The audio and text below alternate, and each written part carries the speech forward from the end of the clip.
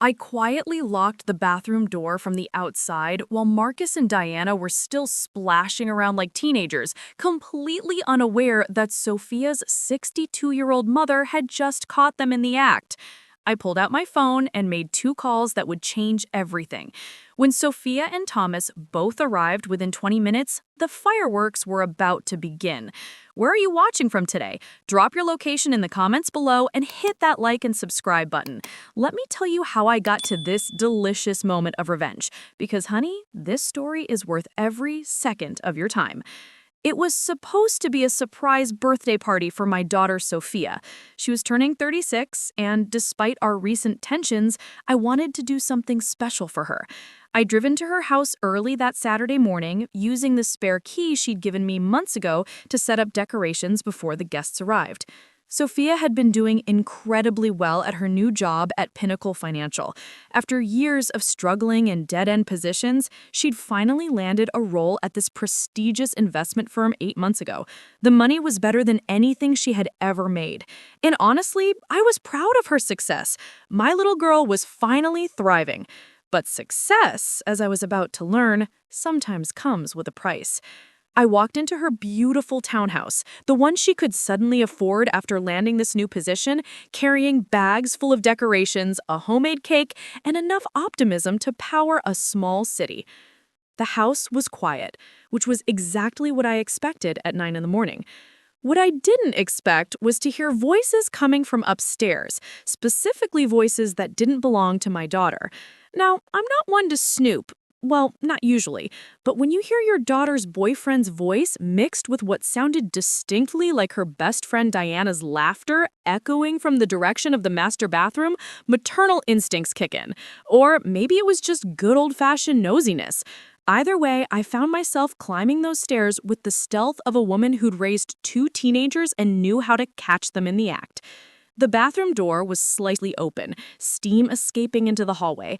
And there they were, Marcus Chen, the man I'd actually grown to like over the past few months, and Diana Thompson, the woman who treated me like I was an inconvenient relic from Sophia's past, enjoying what appeared to be a very intimate bubble bath. Well, well, well, this was certainly not the surprise party I'd planned. But as my grandmother used to say, when life hands you lemons, sometimes you need to make some very strategic lemonade. That's when I realized just how perfectly positioned I was to serve up some ice-cold justice. You know what's funny about catching people in compromising situations? The split second of pure shock before your brain starts calculating the best revenge. I stood there for exactly 3 seconds, listening to Diana giggle about how Sophia works so much she'll never suspect anything, before my mind shifted into what I like to call strategic grandmother mode. Because here's the thing about being 62. You've seen enough nonsense to recognize it immediately, and you've lived long enough to know exactly how to handle it. Let me back up and tell you how we got to this bathroom betrayal. Because the setup makes the payoff so much sweeter. Sophia started at Pinnacle Financial 8 months ago, and within weeks, her entire life transformed. Better salary, designer clothes, a new confidence that, frankly, I loved seeing in her.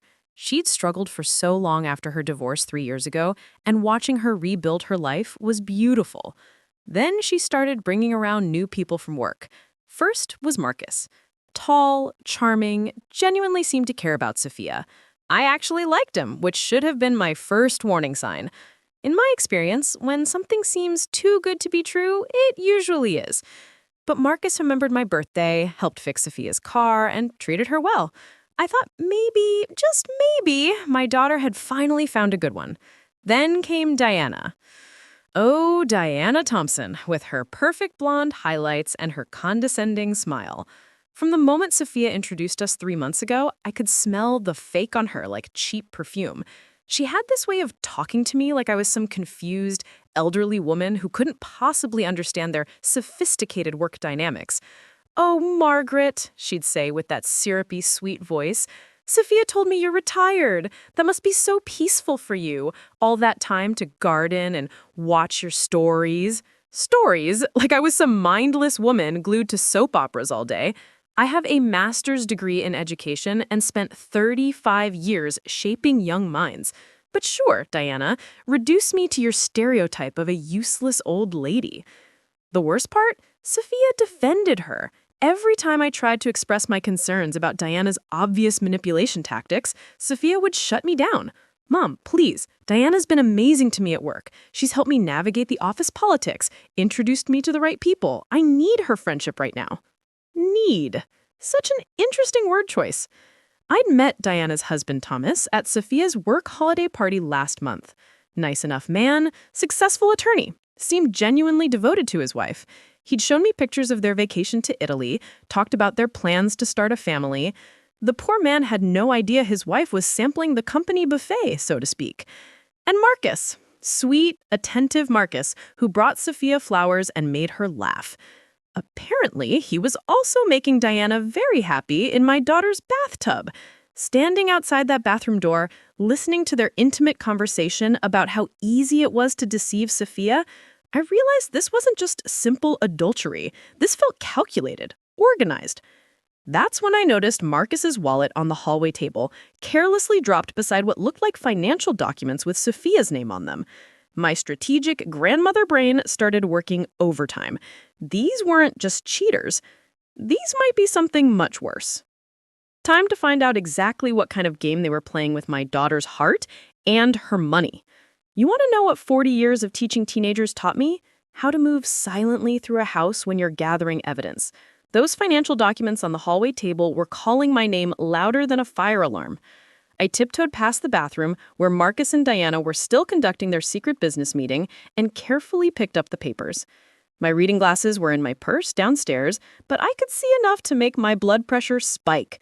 Sophia's banking information, investment account numbers, and what looked like a real estate listing for a house in the Bahamas with a price tag that would require cleaning out every penny Sophia had saved. Well, honey, this just got infinitely more interesting. I quietly made my way back downstairs, my mind racing faster than my arthritic knees could carry me. This wasn't just an affair. This was a full-scale financial seduction. And my successful, intelligent daughter was apparently the target. The beautiful irony. They were so confident in their scheme that they'd gotten careless. Careless enough to carry out their affair in Sophia's own house while plotting to steal her money. The audacity was almost impressive. I positioned myself by the front window where I could see the driveway and pulled out my phone. First call, Sophia. Mom, is everything okay? You sound weird.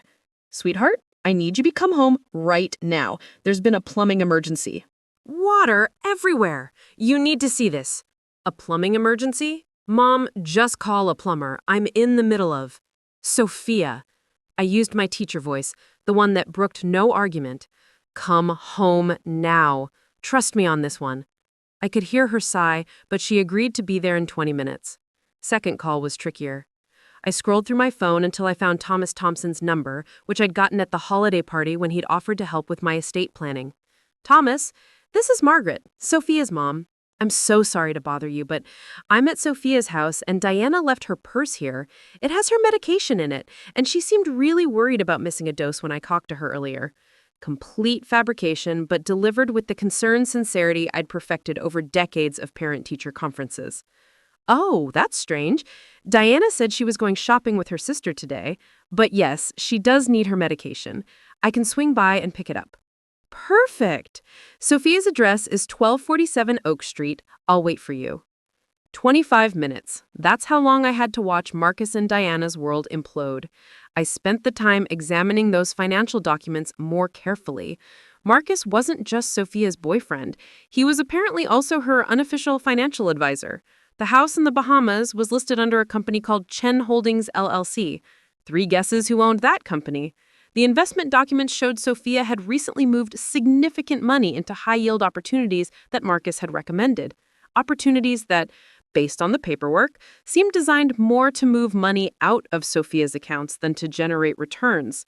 My daughter, my brilliant, successful daughter, was being systematically robbed by people she trusted. People she'd brought into her home, her bed, her life.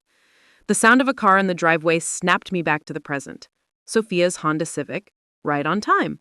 I walked calmly to the front door, stepped outside, and locked it behind me with my spare key. Mom, what are you doing outside? And why do you look like the cat who ate the canary?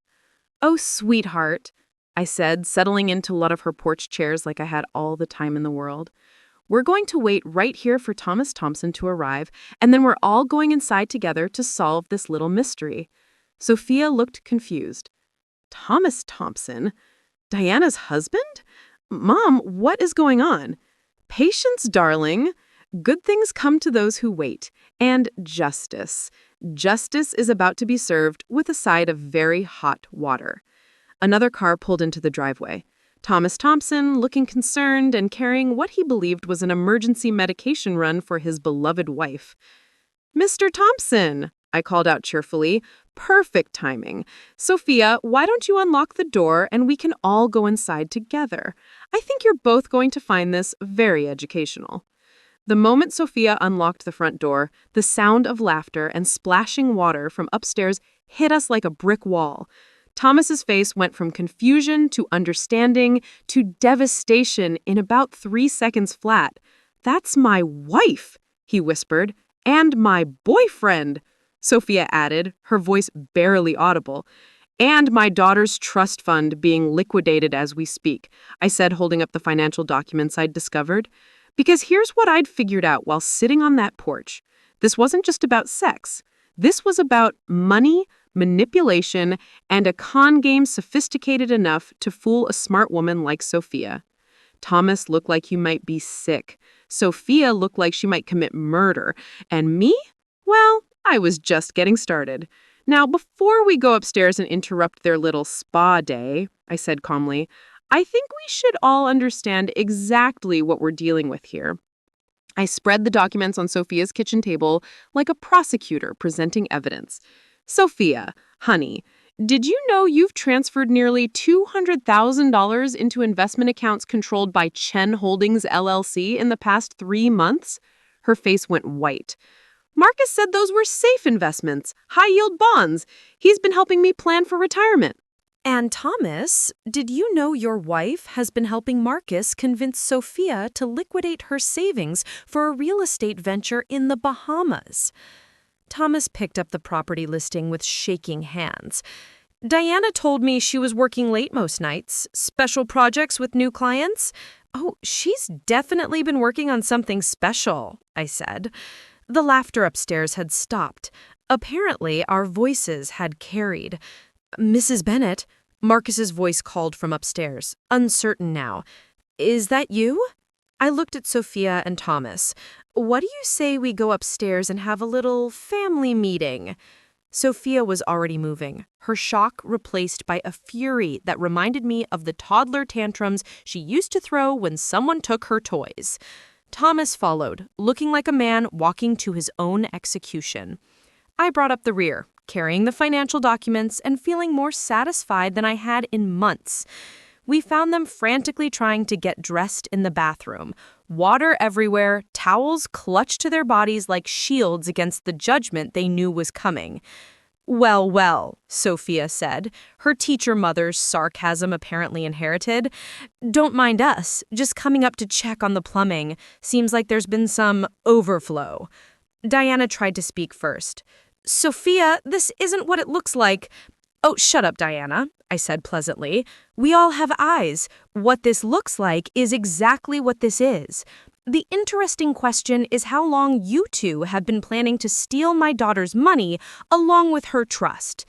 Marcus wrapped a towel around himself, trying to regain some dignity. Margaret, I think there's been a misunderstanding.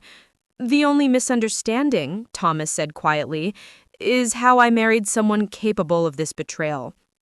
Sophia was staring at Marcus like she'd never seen him before. The investments, Marcus? The retirement planning? The house in the Bahamas? Was any of it real? Sophia, baby, I can explain. Don't you baby me. Not while you're standing naked in my bathroom with my supposed best friend after convincing me to empty my savings accounts. The silence that followed was beautiful. The kind of silence that happens right before everything falls apart for the people who deserve it. Diana tried one last manipulation. Sophia, you don't understand the pressure we've been under at work. The company's been restructuring. People are losing jobs. We were trying to protect you, help you secure your financial future. By stealing from me, by creating opportunities you wouldn't have found on your own, I had to hand it to her. Even caught red-handed, Diana was still trying to gaslight everyone in the room. That's when I decided it was time to drop the real bombshell. Thomas, you might want to call your attorney because, according to these documents, your wife has been using your joint accounts to fund this little venture, too. The look on Diana's face was absolutely priceless. But I wasn't done yet. Not by a long shot. Oh, and Sophia, you might want to check your computer, right? Because I have a feeling our friends here have been accessing more than just your heart and your bathroom. Sometimes revenge is a dish best served cold, but other times it's best served immediately, while everyone's still dripping wet and their lives are falling apart faster than cheap mascara in the rain. My computer! Sophia's voice was dangerously quiet, the kind of quiet that preceded the destruction of kingdoms and the ending of relationships. I pulled out my phone and showed her the photos I'd taken of the documents. Honey, while Romeo and Juliet were playing house upstairs, I did a little investigating. These aren't just investment opportunities. They're systematic theft disguised as financial planning. Marcus was frantically trying to put on his pants while maintaining some shred of dignity. Marcus, you have to understand, we never meant for it to go this far. Oh, it went exactly as far as you meant it to, I interrupted. You've been planning this for months, haven't you? Both of you. Diana finally found her voice. Margaret, you're making assumptions based on paperwork you don't understand. Sweetheart, I may be 62, but I'm not stupid. I know a con when I see one, and I've seen enough of them to recognize the signs. Thomas was staring at his wife like she was a stranger. Diana, the joint account, the one you said was for the house renovations, how much is missing? Nothing's missing, Thomas. It's invested in a company owned by the man you're sleeping with in another woman's bathtub. The fight went out of her completely for the first time since I'd known her. Diana Thompson had nothing sarcastic or condescending to say. Sophia walked past all of us and went straight to her home office. We followed like some bizarre parade of betrayal and discovery. She turned on her computer and started checking her accounts. "Oh my God," she whispered after a few minutes of typing. "Marcus, the retirement account, the one you said was being rolled over into a higher yield option, it's empty. Sophia, $47,000 gone, transferred yesterday to Chen Holdings LLC. Marcus looked like a man watching his life collapse in real time. "I can explain. The investment needed to be moved quickly. Market opportunity. I was going to tell you when... before or after you disappeared to the Bahamas with my money and my best friend." I walked over to Sophia's computer and pointed to a series of transfers she hadn't noticed yet. "Honey, check these dates against your work schedule. Notice anything interesting?" Sophia's eyes widened as she scrolled through the transactions. Every transfer happened on days when I was working late, or when Diana convinced me to stay overnight for those special projects. "Special projects," Thomas repeated hollowly. "She told me those were client emergencies." "They were client emergencies," I said.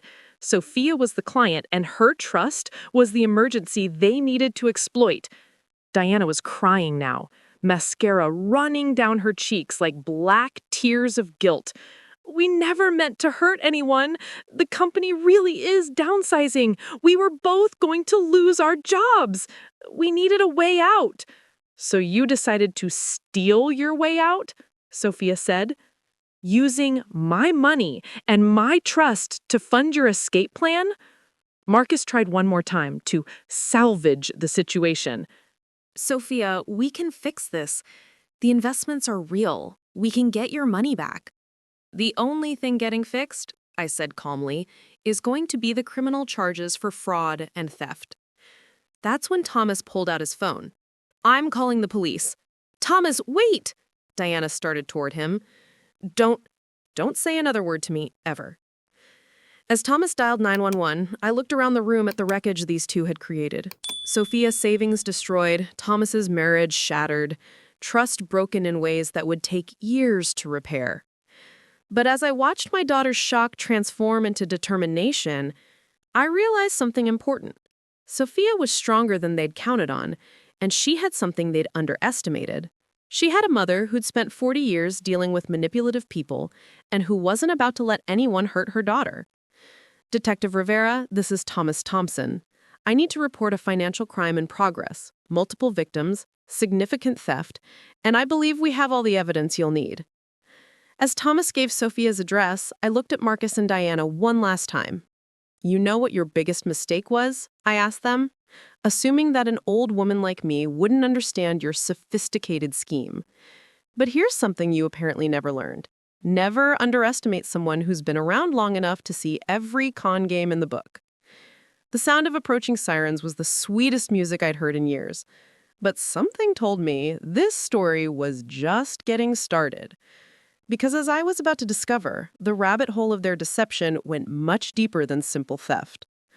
Margaret's story, chapters 6 to 10.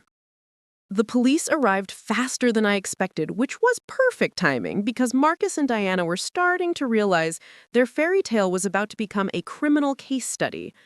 Detective Rivera was a non-nonsense woman in her 40s who took one look at the scene and immediately separated everyone for individual questioning.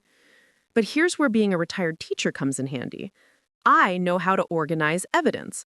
And honey, I had organized the hell out of their little scheme. Detective Rivera, I said, handing her a manila folder I'd prepared while we waited. You'll want to see these documents. Financial transfers, property listings, and what appears to be a timeline for systematically draining my daughter's accounts. She flipped through the papers, her eyebrows rising with each page.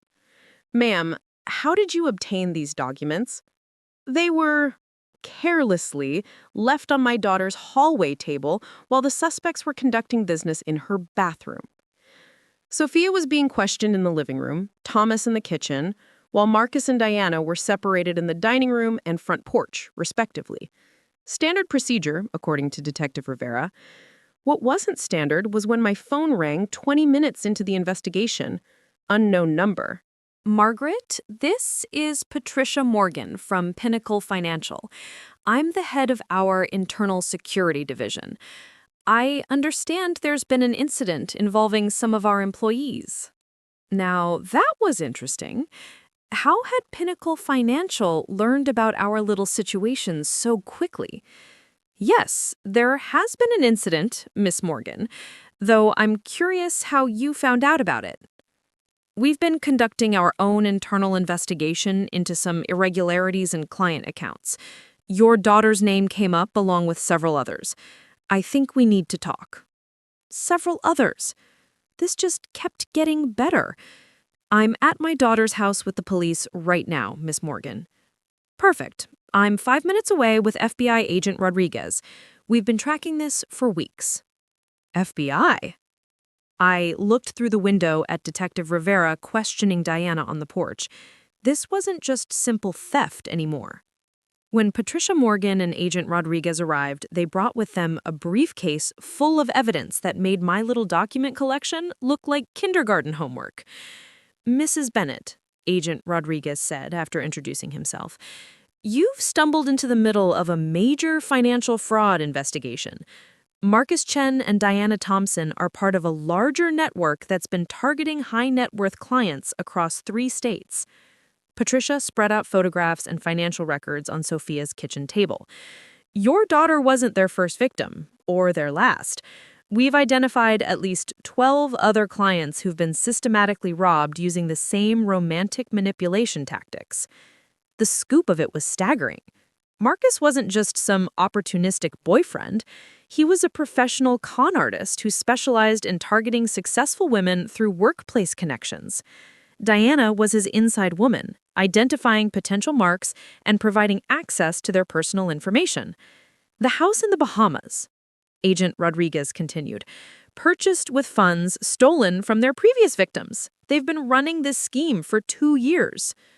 Sophia joined us in the kitchen, her face pale, but determined. How many women fell for this? 12 confirmed victims so far, total theft approaching $1.8 million. I felt a surge of pride mixed with fury. Pride because Sophia was strong enough to survive this betrayal. Fury because these parasites had destroyed so many lives. But here's what's interesting, Patricia said, looking directly at me. You're the first family member to catch them in the act. Every other victim discovered the theft only after they disappeared. What made the difference? Detective Rivera asked. I thought about it for a moment. I never trusted Diana. Something about her attitude toward me felt calculated. And Marcus seemed too perfect, too accommodating. In my experience, when someone works that hard to charm you, they're usually hiding something. Agent Rodriguez nodded. Classic manipulation tactics. They research their targets extensively, identify vulnerabilities, and then exploit them. Diana would have spent weeks learning Sophia's insecurities and relationship history, which explains why she was so dismissive of me. I realized she needed Sophia isolated from family who might ask uncomfortable questions. Patricia pulled out a laptop and showed us surveillance footage. We've been watching them for 6 weeks. This video shows Marcus and Diana meeting with their handler, the person coordinating the entire operation. The video showed Marcus and Diana in what appeared to be a hotel restaurant, sitting across from a well-dressed man in his 50s. I couldn't make out his face clearly, but something about his posture seemed familiar. Do you recognize him? Agent Rodriguez asked. I studied the screen more carefully, squinting at the figure. Maybe. Something about the way he carries himself, but I can't place it. Sophia leaned closer to the laptop. Oh my God! That's Richard Carlson! He's the senior partner at Pinnacle Financial! My boss! The room went completely silent. Your boss is their handler? Detective Rivera asked. It would make sense, Patricia said grimly. Someone in senior management would have access to all client financial information. He could identify the best targets and provide the inside information needed to execute the cons. I sat back in my chair, processing this revelation. Sophia wasn't just the victim of a romantic scam. She was the target of an organized criminal enterprise led by her own employer. How long has Richard been planning this? Sophia whispered. Agent Rodriguez closed the laptop. Based on our investigation, at least 2 years. He's been systematically identifying female employees with substantial assets and orchestrating elaborate schemes to steal from them. And when they've been cleaned out, I asked? They disappear. New identities, new cities, new victims. Until now, it's been the perfect crime. Detective Rivera looked around the room. What changed? Why did you catch them this time? I thought about Margaret the teacher. Margaret the mother. Margaret, the woman who'd spent 62 years learning to read people and situations. Because, I said finally, I'm old enough to have seen every con game in the book, and stubborn enough to trust my instincts even when everyone tells me I'm wrong. But as I was about to discover, even my instincts hadn't prepared me for how deep this conspiracy really went. You know what's worse than discovering your daughter's boyfriend and best friend are thieves? Finding out they're part of a criminal organization run by her own employer? But you know what's even worse than that? Realizing you've met the mastermind before. I was staring at that surveillance video when it hit me like a freight train loaded with very uncomfortable memories. Agent Rodriguez, can you replay that section where he turns toward the camera? The video played again, and this time I saw it clearly. The way he tilted his head when he laughed, the gesture he made with his left hand when making a point. I know him, I said quietly. Richard Carlson. I know him. Sophia looked sharply at me. What do you mean you know him? From where? From your father's funeral, sweetheart. He was there. The room went very still. My father's funeral, Sophia's voice was barely a whisper. But Dad died 3 years ago, long before I started working at Pinnacle Financial. Agent Rodriguez leaned forward. Mrs. Bennett, are you certain about this? Oh, I was certain. The kind of certain you get when someone appears at the worst moment of your life and offers help you don't need from a stranger you've never met. He approached me after the service, I explained. Said he was sorry for our loss, that he'd heard wonderful things about Robert's work in the community. He gave me his business card and suggested that if Sophia ever needed career guidance, he'd be happy to help. Patricia Morgan was taking notes furiously. Did you keep the card? It's probably in my purse somewhere. I remember thinking it was odd that a stranger would approach a grieving widow at her husband's funeral to offer career advice for her daughter. Sophia sank into a chair. He's been planning this for 3 years, since Dad's funeral. It would appear so, Agent Rodriguez said grimly.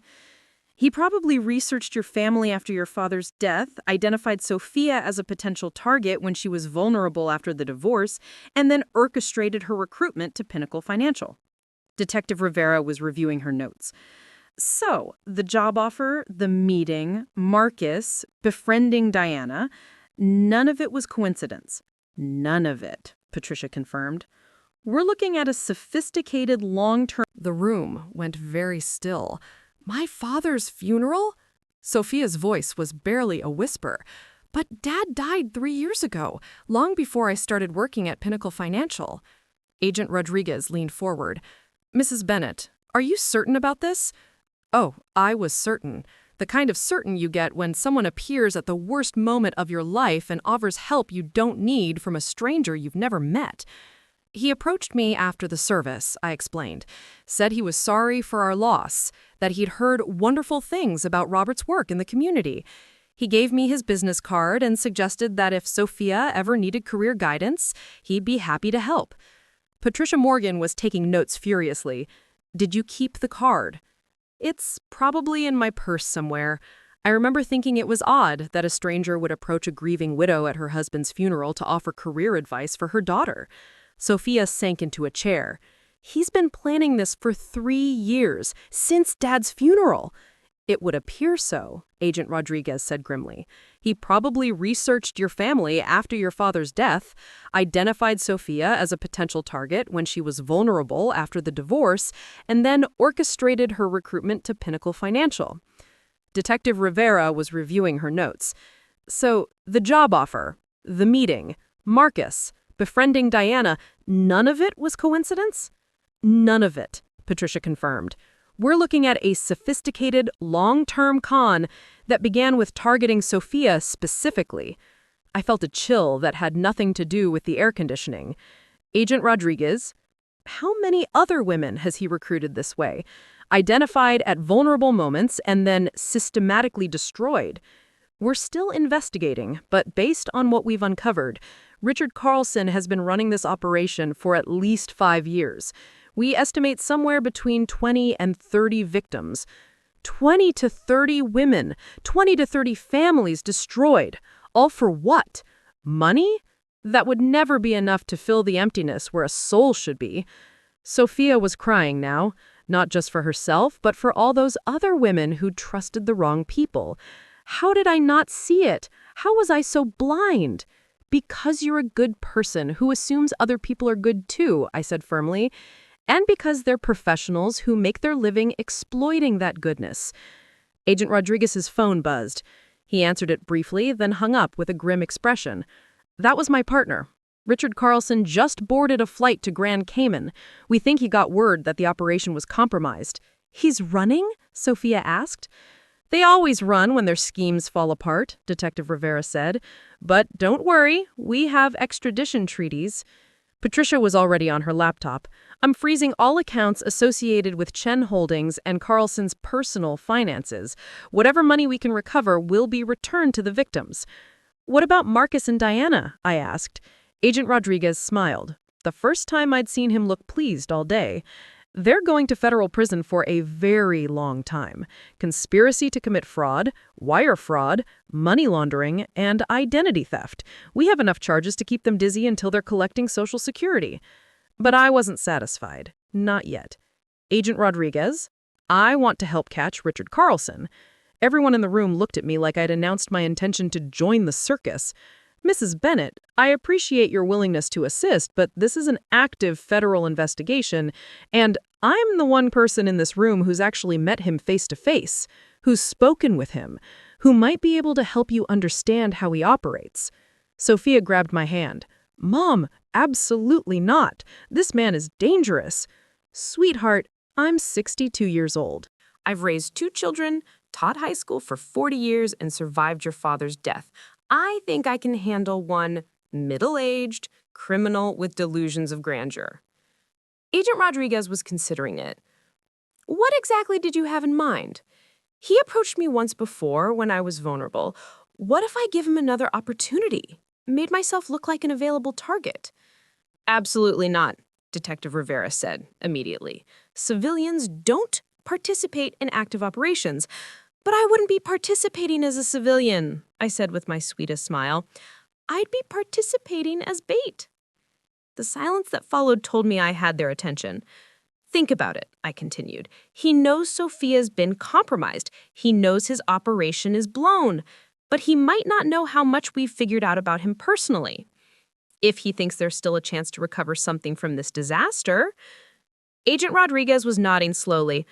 If you contacted him, claimed you were trying to understand what happened to Sophia's money, acted confused and vulnerable, he might see an opportunity to manipulate the mother of a victim, clean up loose ends while making one final score. Patricia was shaking her head. It's too dangerous. This man has destroyed dozens of lives. Exactly, I said, which is why he needs to be stopped. And I'm the only one here who can get close to him. But even as I made my case, I knew the real reason I wanted to be involved. Richard Carlson had made a critical error when he chose to target my family. He'd underestimated what a mother will do to protect her daughter.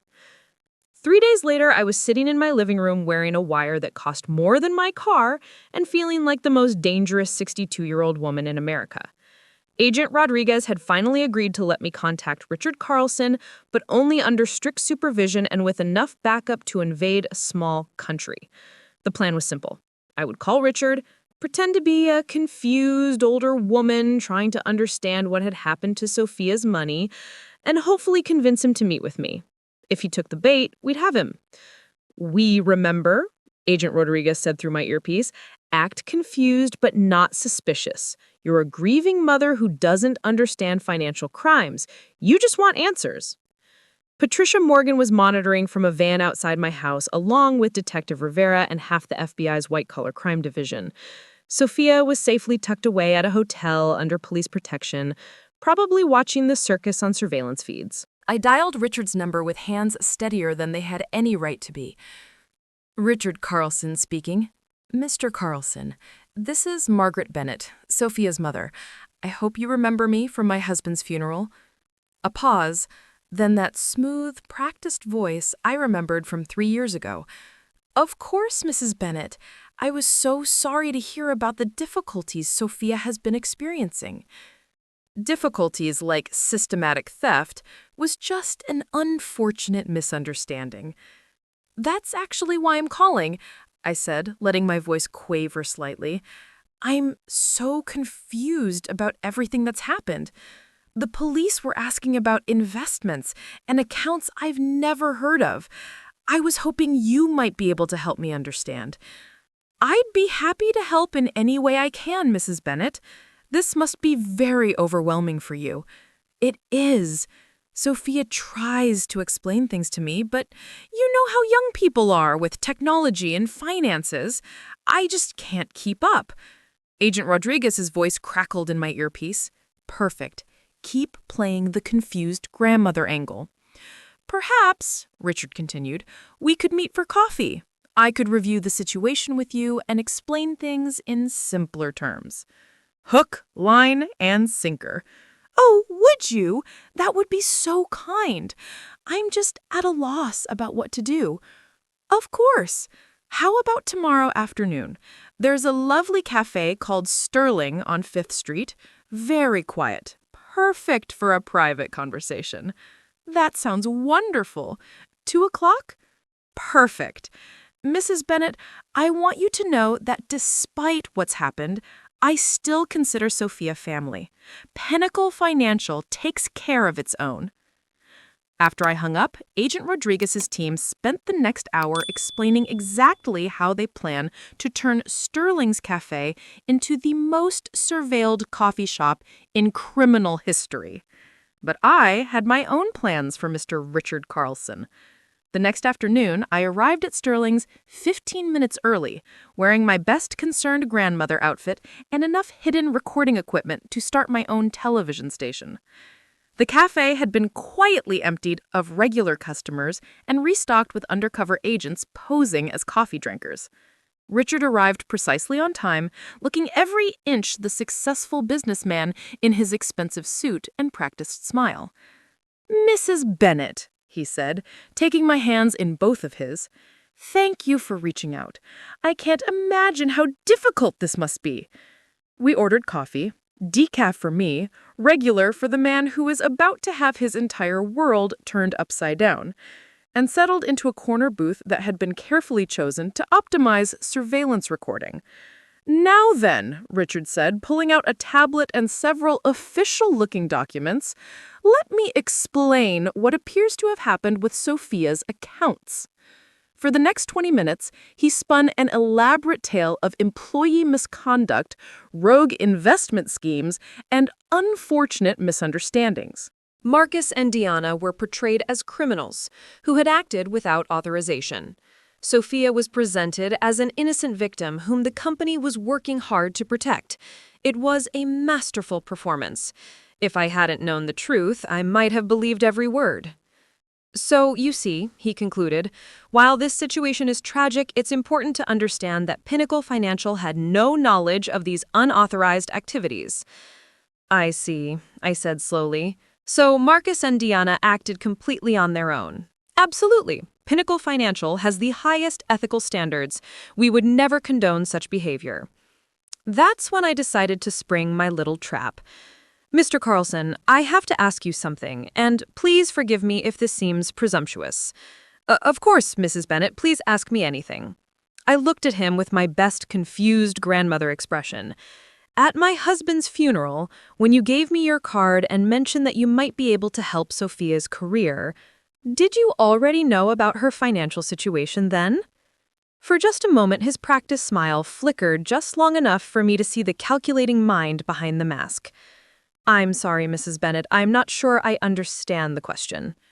"Well, it's just that Sophia had substantial savings even 3 years ago, and you seem to know quite a bit about our family circumstances. I was wondering if perhaps you'd already identified her as someone who might benefit from your investment services." The silence stretched just a beat too long. "Mrs. Bennet, I think perhaps you're reading more into a simple gesture of condolence than was intended." But I could see it in his eyes now. The recognition that I wasn't the confused old woman I was pretending to be. The dawning realization that this meeting wasn't going according to his plan. "You know what's interesting about being my age, Mr. Carlson?" I said, dropping the quavering grandmother voice entirely. "You develop a sixth sense for when someone is lying to you." His face went completely still. "And Mr. Carlson, you've been lying to me from the moment you sat down." That's when Agent Rodriguez and his team moved in. The look on Richard Carlson's face when he realized he'd been outsmarted by a confused grandmother was worth every terrifying moment of the past week.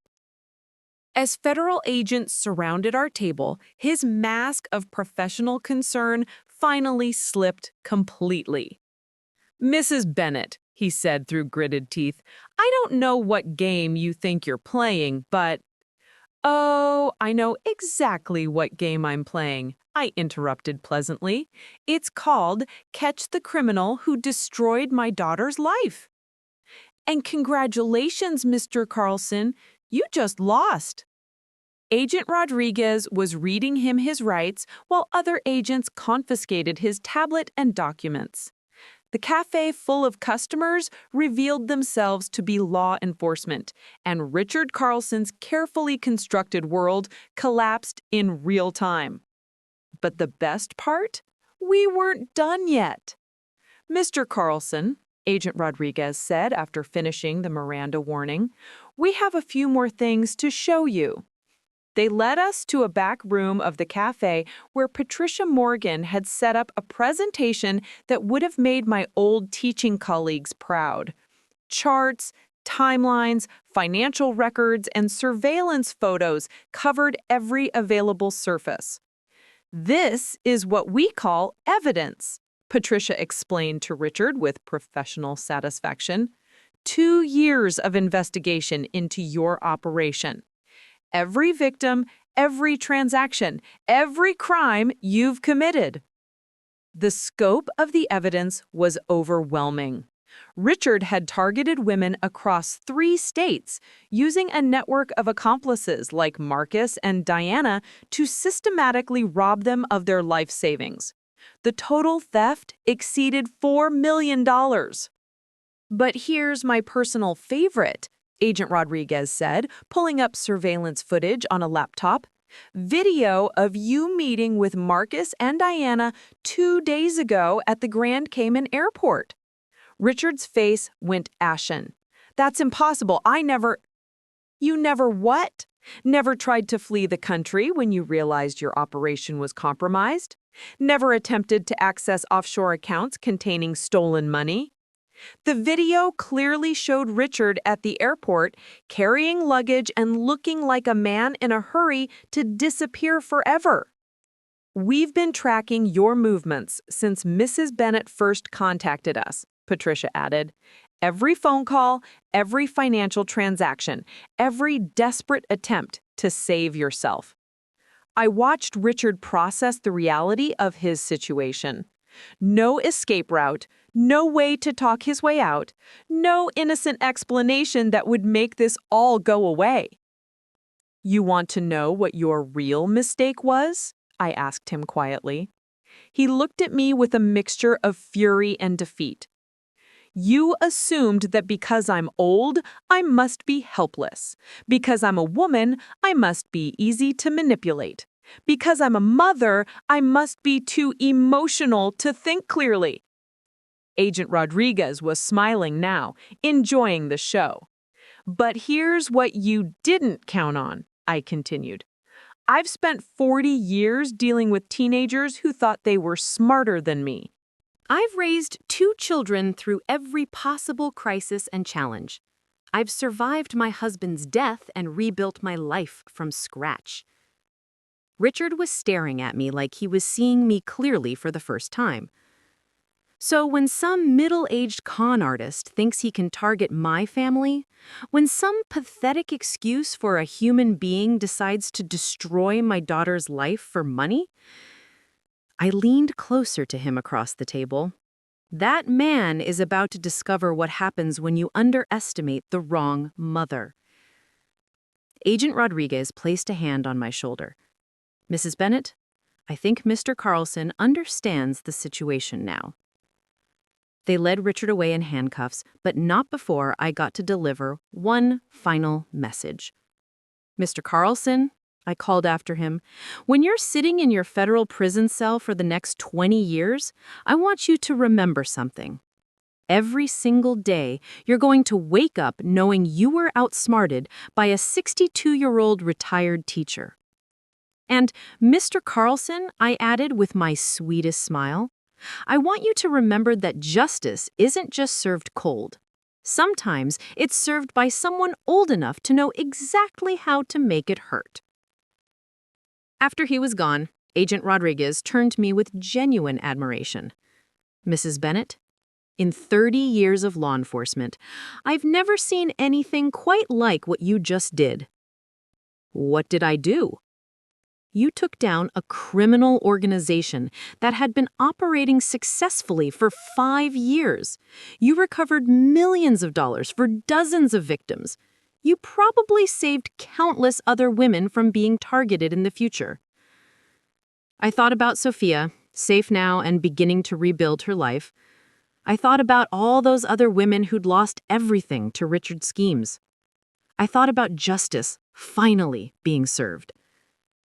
"Agent Rodriguez," I said, "I just did what any mother would do. I protected my family." But even as I said it, I knew there was one more thing I needed to do to make this story complete. 6 months later, I was sitting in the federal courthouse watching Richard Carlson receive a sentence of 25 years in federal prison. Marcus got 15 years, Diana got 12, and the judge made sure to emphasize that their crimes had destroyed dozens of families and violated the most basic principles of human trust. Sophia was beside me, looking stronger and more confident than I'd seen her in years. The money, most of it, had been recovered and returned to the victims. More importantly, she'd survived something that would have destroyed a weaker person. But the best part of this whole story happened after the sentencing when we were walking out of the courthouse. "Mom," Sophia said, stopping on the courthouse steps, "I need to ask you something." "What's that, sweetheart?" "Did you really not suspect anything until you caught them that morning, or did you know something was wrong before then?"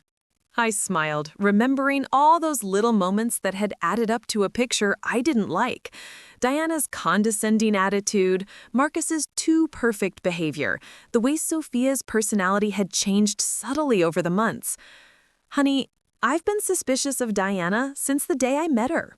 Something about her just felt wrong. And Marcus? Well, any man who tries that hard to impress me is usually hiding something." Sophia laughed, the first genuinely carefree laugh I'd heard from her in months. "But you never said anything."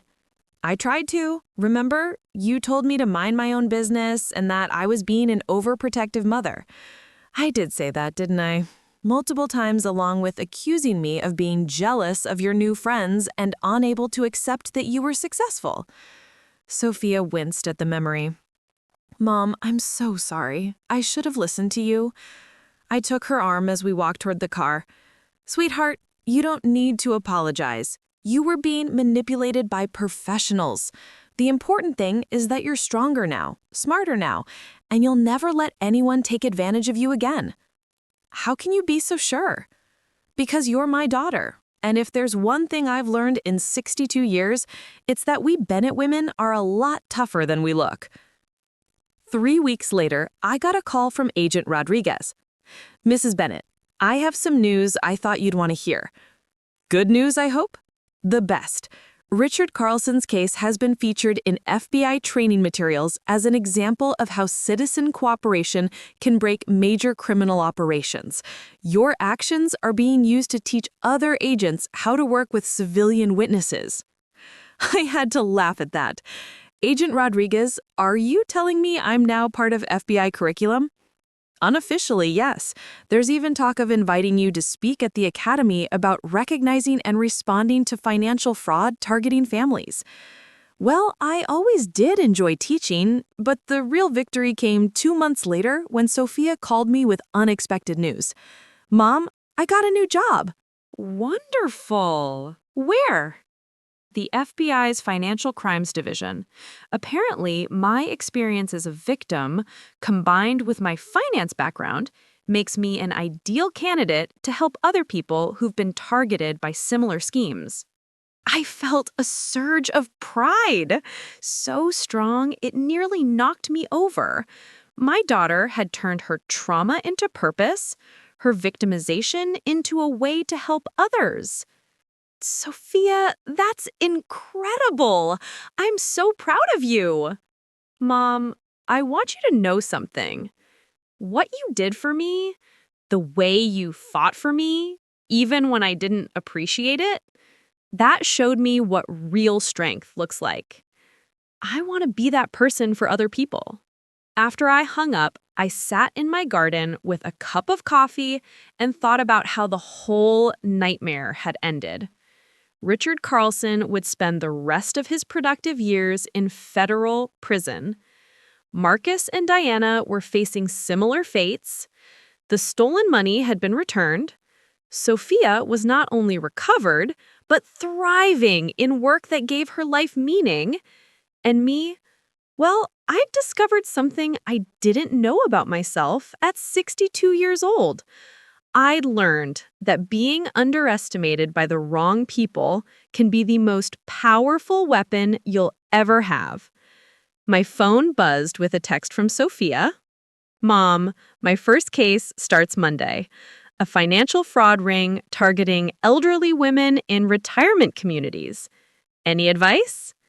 I typed back, trust your instincts, protect the vulnerable, and remember that the bad guys always underestimate the good guys. Oh, and sweetheart, yeah, make sure they know that this particular good guy has a mother who taught her how to fight. 6 months later, Sophia's team had dismantled the retirement community fraud ring and arrested 12 people. The local newspaper ran a feature story about the mother-daughter duo who'd become an unofficial force for justice in financial crimes. They called us the Bennett women and described us as proof that experience, determination, and family loyalty remain the most powerful tools in the fight against white-collar crime.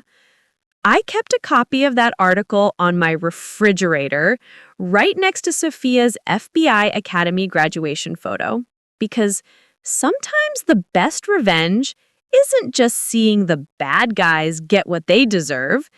Sometimes the best revenge is turning your pain into purpose and your experience into a way to protect others. And sometimes the best revenge is simply proving that a 62-year-old mother will always be more dangerous than any criminal who thinks age equals weakness. Richard Carlson learned that lesson the hard way. But then again, some people only learn when the lesson costs them everything. And in my book, that's exactly the price they deserve to pay. Thanks for listening. Don't forget to subscribe, and feel free to share your story in the comments. Your voice matters.